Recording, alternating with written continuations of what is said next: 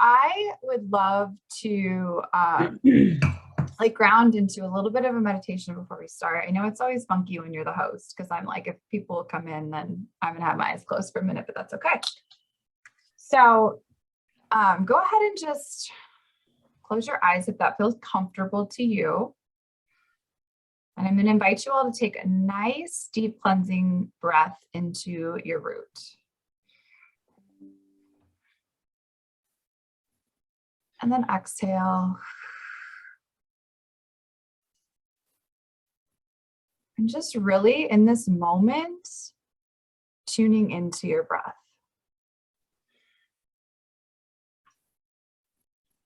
And allowing that to be your focus, simply breathing. Letting the mind relax. Allowing any tension to dissipate with your exhalation.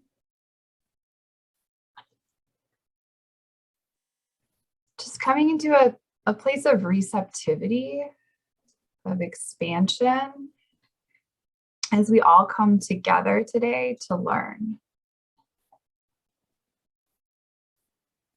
As we open our mind and clear our mind of the chatter, we make space for new information and new thought processes.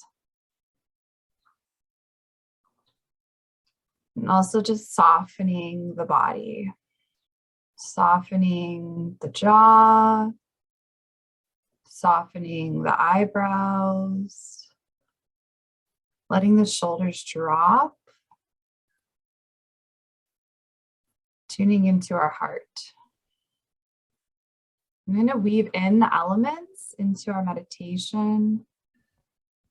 So first, let's reflect on fire, the warmth, the inspiration, the purification that fire is capable of. And thanking fire for being present in our lives. Moving on to earth, the grounding, embodied qualities of Mama Gaia. Thanking earth for helping us to stay rooted. Moving on to air, the quality of respiration. Also communication. And helping us to bring our thoughts out into the world. And lastly, water. The gentle flow that can also be a powerful transformation. And thanking water for reminding us to tune into our emotional body.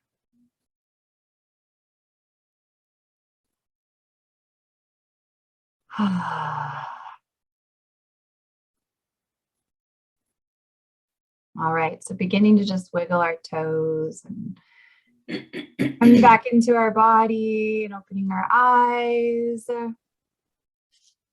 So I would love to thank you all for being present today and joining me in this class. Here's Babs too. I just feel like so grateful for my Kairos sisters and this container. And so I feel really safe and really just like sharing my astrology wisdom with you all and excited. Hi, Babs. Babs, you're also a Virgo sun, correct? I should know this, right? Okay, so I was asking everyone to put their birthday into the chat so that we have kind of an idea of like the elements that are present. And I just kind of took us into a short little bit of a meditation around the elements. So we've pretty much got like fire and earth right now. And just like thanking you all for being here. really excited to dive into the world of astrology with you guys. And what I want you to think of as we move forward with astrology is like a playground. And there's all these different features, right? And there's some that are pretty simple, like we're just on the swings, just swinging, you know? And then there's some, maybe there's like a rock wall and there's like a really high slide. And there's all kinds of different things that you could get into, right? But we're going to keep ourselves like on the swings today. Like we're just going to work with something basic and foundational and simple. And I think even as you go on to those other features, it's always so important to come back to what's foundational, right? It's like you could never go too heavy in the foundational because you're still constantly learning about yourself and your own makeup while also learning about others in your life and those you're close to and those you're interacting with.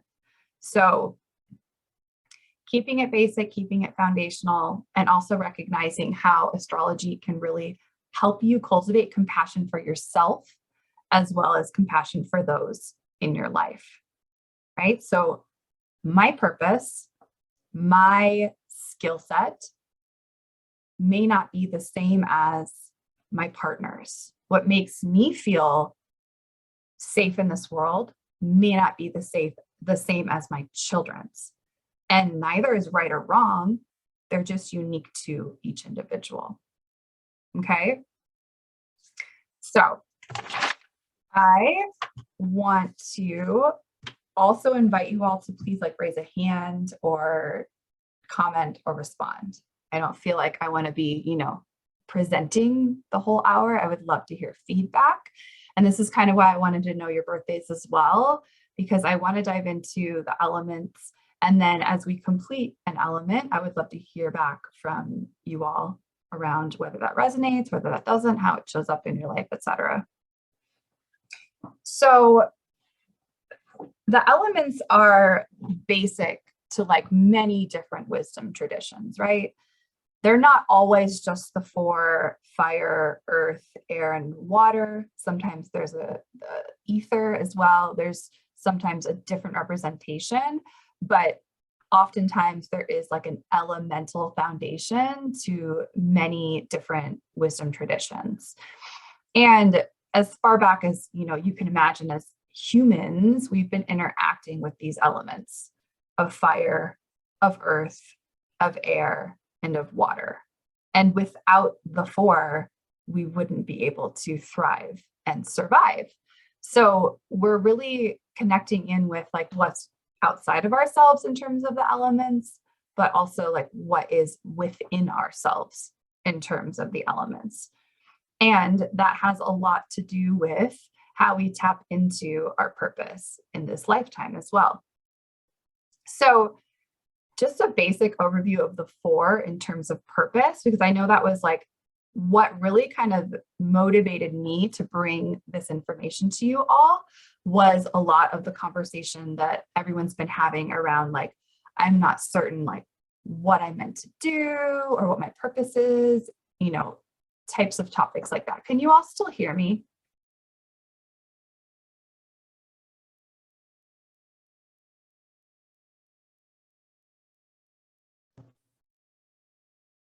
There she is. Okay. Yeah, I know everybody's like picture was frozen and I'm like, nobody can hear me anymore. All right. I don't know what happened, guys. Okay. So what inspired me to bring this class to you all was some of the conversation around people being unsure of like what their purpose is or what they're meant to do. And not that this is going to give you all the answers, but I felt like this is something that's helped me in my path in understanding not only like my skill set, but also those times when I dive into like maybe some of the unskillful energetics of either my sign and or like the elements that make up my natal chart. So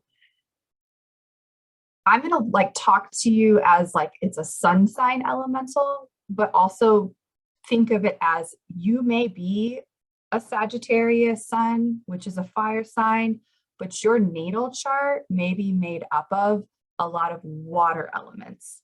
So you want to look at your whole chart to understand your unique elemental. Okay. And I wouldn't be able to do that in this hour, but that's why I'm just going to go off of the sun sign. So the fire signs, or someone with a lot of fire in their chart, they are here to learn love in this lifetime. That could be to feel loving within themselves. That could be to express love to others. That could be like when I hear, like, even when Ina says, like, do what lights you up, I totally think like fire sign energy, right? That vibration of being lit up and being like in love with life, right? And that is linked up into a fire sign's basic purpose. So your sun sign is a very important aspect in your chart, a very prominent aspect in your chart. So those of you who are here that are fire signs, which would be the Leos, the Sagittarius, and the Aries. And if you don't know, because I want to come at this from a basic foundational, like, some people may not know anything about astrology. So Jill, Lisa, Wendy, Jeannie, and myself all have our sun in a fire sign. So that is very important to us feeling like satisfied, to us feeling powerful, to us feeling purposeful, is to be in a loving space in our body, in our relationships, in our life. And that's qualities of fun, and that's qualities of connection, and that's qualities of inspiration and motivation, right? So earth signs, Crystal and Babs, Virgo suns, earth signs are here to learn service. And that is very important to you feeling purposeful, powerful, willful, radiant in this lifetime. Service, being of service to others, being of service to your family, being of service to your community, feeling like there's something within you that you have to offer others that is valuable and important, right? Very different. Fire signs are here to learn love. Earth signs are here to learn service. If we look at the air signs, and I should also, again, back up a little bit. So the earth signs would be Taurus, Virgo, and Capricorn, okay? So if we look at the air signs, which would be Gemini, Libra, and Aquarius, they're here to learn how to relate to others. So their communication and connection with other people outside of themselves is integral to them feeling purposeful, powerful, strong, radiant in this lifetime. And then lastly, we have the astrological signs that are water elements, Cancer, Scorpio, and Pisces. And we're in the Pisces season right now. So this also can relate to like what we're all kind of going through. And they're here to learn peace,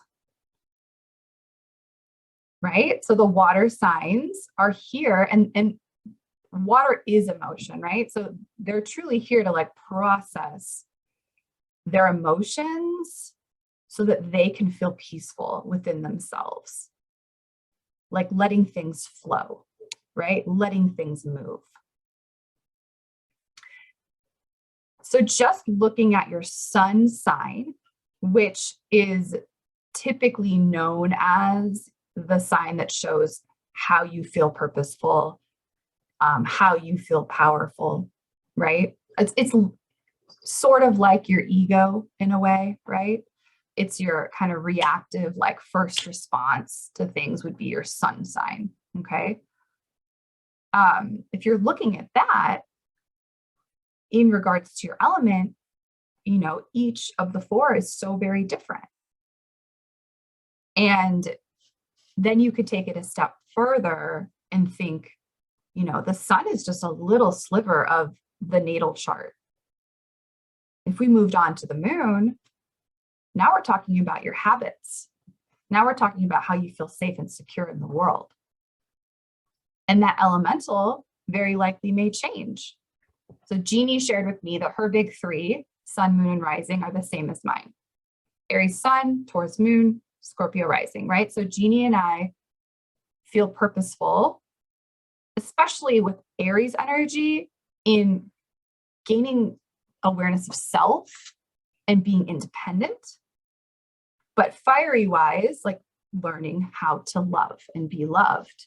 But if we move on to our moon, which is more representative of us feeling safe, now we're looking at earth energy. So being of service helps us to feel safe in this world, and also being dependable, being reliable, productive, nurturing, all Taurus qualities. So I want to share my screen and show you guys my natal chart, only because I want you to understand. I know, like Jill, for instance, you know a lot about astrology. Babs and I have had a consultation around her chart. So everybody has like different levels of where they're at in terms of awareness of astrology. But I know this is also going to be recorded for everyone. So I want you guys to be able to see, for those of you who aren't here live, like what a natal chart looks like, and kind of what it means when you look at a natal chart. So I think that's the visual where a lot of times people are like, never mind, I don't want to know anything about this. This is way too confusing. But it's not, you guys. It's really not. Okay, so. All right, this is my screen. Can you guys all see that chart? Awesome. Okay, so two things that I want to point out that are really important when you're looking at a natal chart. And what is a natal chart? A natal chart is the chart of a person the moment they're born. Okay, so the line that you see going across the center would be like the horizon. Anything above this line is up in the sky above the horizon when you were born. And anything beneath this line was underneath, basically under earth, when you were born. So it is like a picture of the sky, right? And when you look at all these little glyphs, and some of you may recognize, like, okay, these are zodiac symbols. There's the Aries symbols, there's the Taurus symbols, and then there's these guys out here, right? And these are a mix of luminaries, which are the sun and the moon. So sun, moon, and then planets like Mars or Saturn, and then the north and south node of the moon, which are points in space, similar to the rising sign is a point in space. And then this also includes asteroids like Juno or Chiron. Okay, when you read a natal chart, it's always a planet first, or luminary or asteroid, okay? These things on the outside rim, in a sign, in a house. The pie chart is a house. So how you're reading it is, like, for instance, here, I have my natal Saturn in Scorpio. It's showing the first house. It depends on the house system, and I won't go down that rabbit hole, but sometimes my Saturn, sometimes my Saturn is in the 12th. So planet in a sign in a house. Planet, what's happening? Sign, how is it happening? House, where in your life is it likely to show up? Or where in your life are you called upon to fulfill that planetary action in that sign? Okay.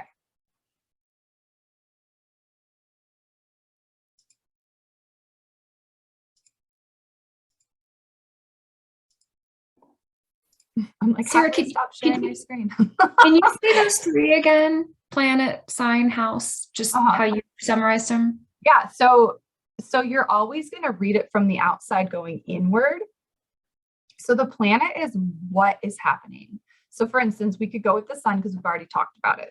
So the sun is my basic purpose. That's what we're talking about. That's what's happening. How is that happening though? My basic purpose is happening in a independent, self-aware way, or in a way that like needs to become more self-aware, right? And where is it happening? I mean, for me, and it depends also on the house system, it's in the 4th house. So I feel purposeful when I am independent, and especially in regards to my family. And this is super true, especially like as I get older in regards to being able to separate from the family that I was born into, like having to constantly put up like that independent vibration.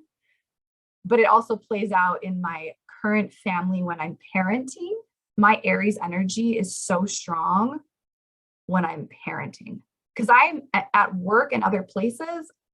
I have people that are like, you're an Aries, you don't seem like an Aries. And I'm like, come to my house, because I get so fierce when I'm parenting. So you'll notice that like wherever your sun resides, that's probably a lot of where the energy of, like for you, Babs and Crystal, Virgo, or for you, Jeannie, Aries, or for you, Lisa and Wendy, Sagittarius, or for you, Jill, Leo, comes out and shines. Traditionally, your sun sign is going to be picked up on when you're in social interactions with those that are friends or larger groups, maybe those that you work with, the people you know, like family even. Your rising sign, which is that sign that's on the 9 o'clock positioning there of the chart, it's a point in space. It's what was like coming up over the horizon when you were born. And that's like the mask you wear. So when you're meeting someone for the first time, you're going to be perceived as your rising sign. So that's not necessarily what people who know you are going to pick up on, right? And your moon, because it is connected to your emotions, because it's connected to you feeling safe, and because it's connected to your habit patterns, your daily habit patterns, that's going to be what people see when they're involved with you intimately. And we could all probably relate to that. Perhaps the way we are in our home day in, day out, or with like loved ones, is different than who we are out in the world. And it might be the same because your sun and moon could be in the same sign. So my son, for instance, his sun and his moon, they're both Libra. So that just creates for like a very strong Libra energy, because it's connected to him being purposeful. It's kind of who he is out at school, but it's also how he feels safe in the world. It's who he is in the home, right? But again, something you would dive into when looking at your own natal chart. Okay, does anybody have questions? No? So many, but this is foundational, so I won't ask you. I know, it's like dipping your toe in. Okay, Babs, you said I'm Virgo sun, Sag, moon, and rising. I always thought of myself as more earth, but I'm just now, since we're reading this series, so sweet, really appreciating how much fire I have in my chart. Yeah. And that expansion piece, right? Your desire to travel and be adventuresome. Like, look what, not anybody can just go out into the US and like travel around like that. Like, that's definitely not typical of Virgo too. Virgo's like, I like what I know. Let's keep it familiar. Let's keep it in routine. So yeah, like it's definitely you tuning into and tapping into that Sag energy, which is so important. It's important for you feeling safe in the world to explore and expand, but it's also part of like your karmic path. It's like we all are directing ourselves towards that rising sign. And it's something that only becomes familiar as you mature. So like for Jeannie and I, both being Scorpio risings, there is a desire for like depth connections. There is a desire for intensity that not everybody is going to have. And I don't know if that's true for you, Jeannie. I don't know if that resonates with you, but as I get older, I'm definitely feeling like when I connect with someone, I really desire that like depth to occur, transformative interactions that really bring about like healing and change. And then, yeah, that's 35 years to do it. Hey, at least you did it. Yes, so the rising sign, oh my gosh, my Zoom is so weird. It's like upgrade because you're running out of time. Anyways, we're cool. The rising sign is, so Demetra George, who's like a phenomenal astrologer, she describes it as the vehicle for your soul's expression. So as you tap into your rising, your sun is more easily expressed. So with Scorpio rising, Aries sun, is like, as I tap into that need for depth and intensity, I'm also able to gain more self-awareness, right? And it's going to be unique for all of you. Okay, Babs, thank you. If you have a free Zoom account, your meetings are limited to 40. Yeah, so I'm so sorry if we get kicked off. I thought like it could go longer than that, but technology and me, we just like aren't friends at all. Okay, see what I can do here in the next like 9 minutes if that's all we have. So let's say, for instance, we're going to go into like the element. So with the fire and having a lot of or not very much of, and how that might show up in your chart. So when I say if you have a lot of fire in your chart, I'm saying if you have a lot of planets in fire signs, right? Or asteroids or luminaries, got a lot of fire in your chart, then you could start to feel irritable, impatient, right? Like you're just full of this charge. And if you don't have a proper outlet for it, it's just going to like blow the roof off the house. Okay. So having a healthy outlet when you have a lot of fire in your chart, which you guys saw, I have a ton of Aries in my chart. Like I have to move my body or I feel like a crazy person. Not everybody's that way though.